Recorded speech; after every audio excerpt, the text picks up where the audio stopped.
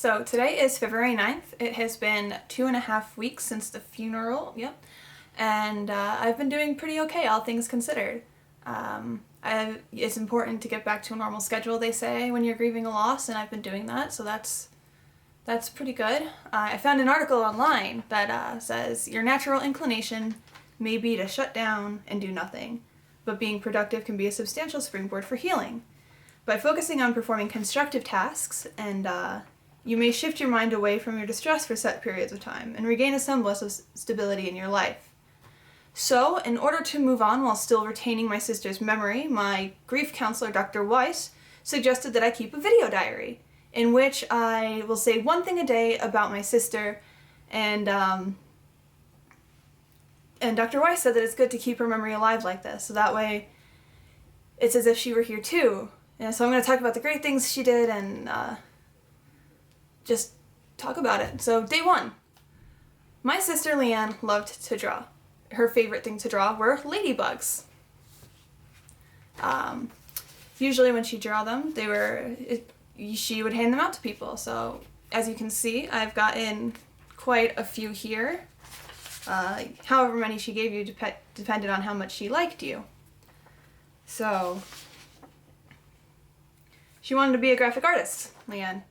And she also wanted to make her own comic series, and she never got to do that, but the ladybugs live on.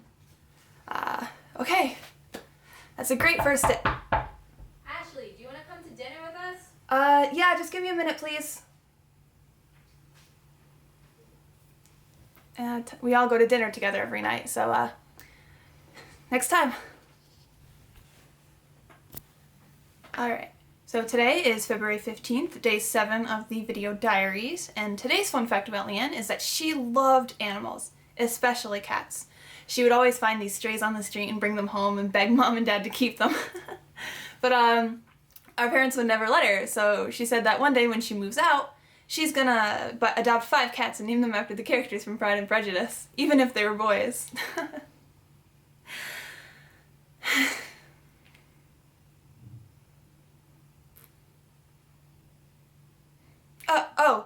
Okay, well, that's it for today. Almost time for dinner. Today is February 19th, day 11 of the video diaries, and today's fact about Leanne is that she loved to play basketball. Leanne wanted to go to UConn and play on their team when she went to college, so she would practice every day, even if it was below 40. We always told her she'd get sick, and normally she would, but she always thought it was worth it. I have history homework, so I'll be back tomorrow.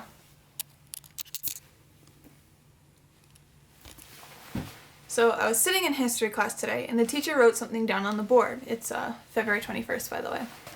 It said, "The past cannot be changed. The future is yet in your power." And at first I thought, wow, that's a really inspirational quote. But then I started thinking of Leanne, and I realized, oh my god, what about her future? She's not gonna have one. You know why? Because you can't change the past. All of these things I've been saying about her, all of her quirks and memories, I'm gonna run out because she's not here anymore to make more memories. She's not here to make more ladybugs and draw and play basketball, and she's just not here.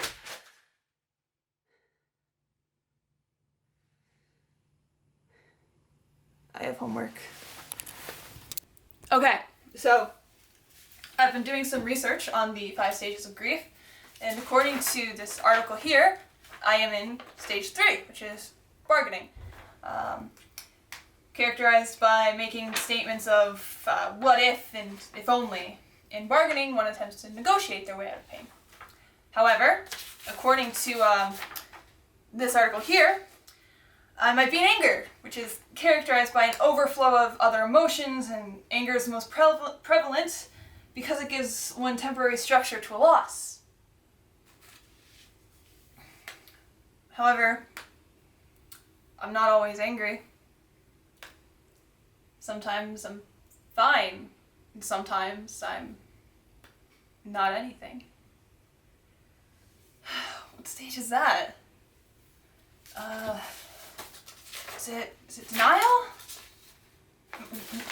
But what am I denying? Am I denying my feelings, or am I denying that Leanna's gone, or is it something else? Am I in 3 stages of grief at once? Is that even a thing?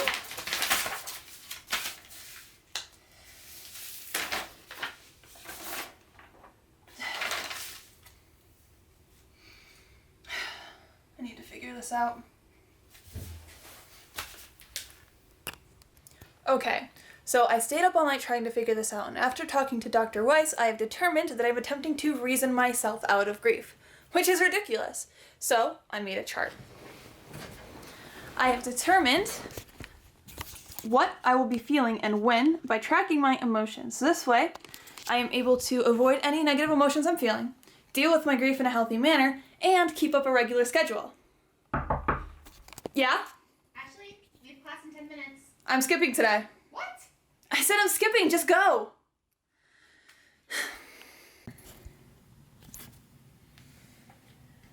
So apparently, according to Dr. Weiss, it's not a healthy coping mechanism to keep log of your feelings in order to try and avoid them. And to your roommates who have no background in psychology, it's straight up crazy.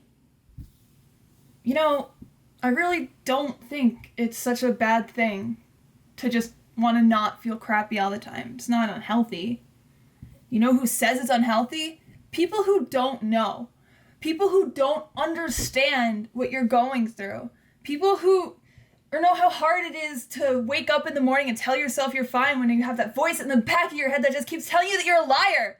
And if I have to keep this video diary or keep a graph to feel like I'm not going insane, is there anything wrong with that? Like, is it so much to ask? Ashley, are you okay? I'm fine. Are you sure? Yes! Oh my god, are you deaf? Just leave me alone!